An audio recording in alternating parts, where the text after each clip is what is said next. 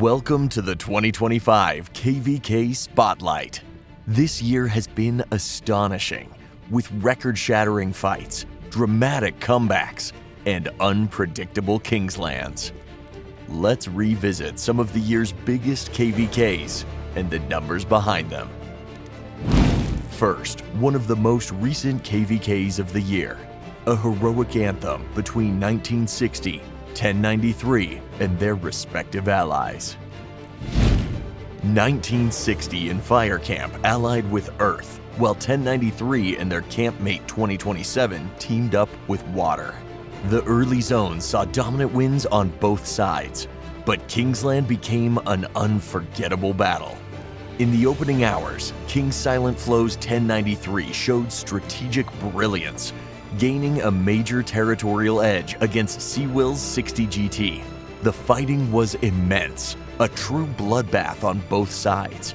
After more than 5 days of non-stop Kingsland war, and with Wind and Water holding over 2/3 of Kingsland, Fire and Earth regained momentum.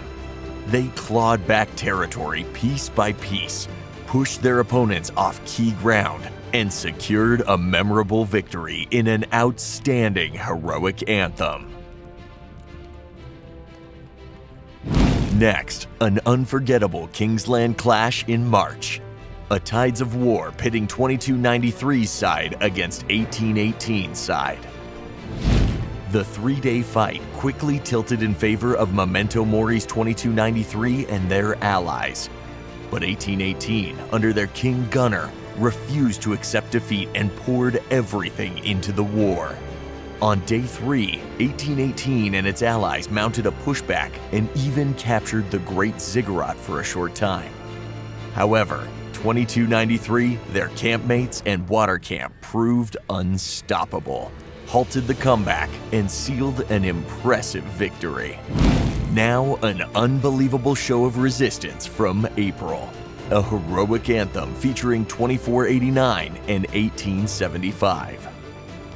At Kingsland opening, Fire Camp, led by Abu Hind's 1875, quickly secured control on the left side. Wind Camp, under Arvix's 2489, then asserted dominance over Fire's ally, Earth. Still, 1875's ult showed an unbreakable will to fight. They fought relentlessly and supported and defended their allies, earning multiple large territorial gains over the following days. After 4 full days of combat, however, Wind and Water capitalized on the enemy's gradual decline, secured Kingsland, and took the win in a memorable battle. A more recent KVK from June, 1606's Fire and Earth versus 2638's Wind and Water. In this battle, Akina's IN once again showed their growing strength. Beast's 2638 matched their intensity, throwing everything into the defense against a formidable foe. In the end, 606's might proved decisive. Alongside Earth Camp, they asserted control and dominated this Tides of War. Lastly, let's look at the biggest KVK of the year, the Great Siege of Orleans, featuring 2377, 960, 1365, 93, 606, and more. This KVK had it all.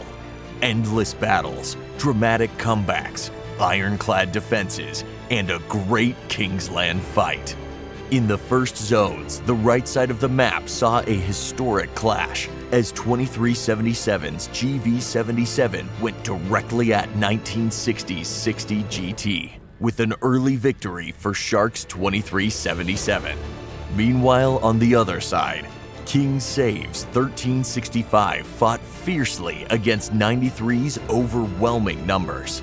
960, though, refused to concede the zone, staging an unforgettable comeback that included one of the most remarkable mountain jumps in recent memory.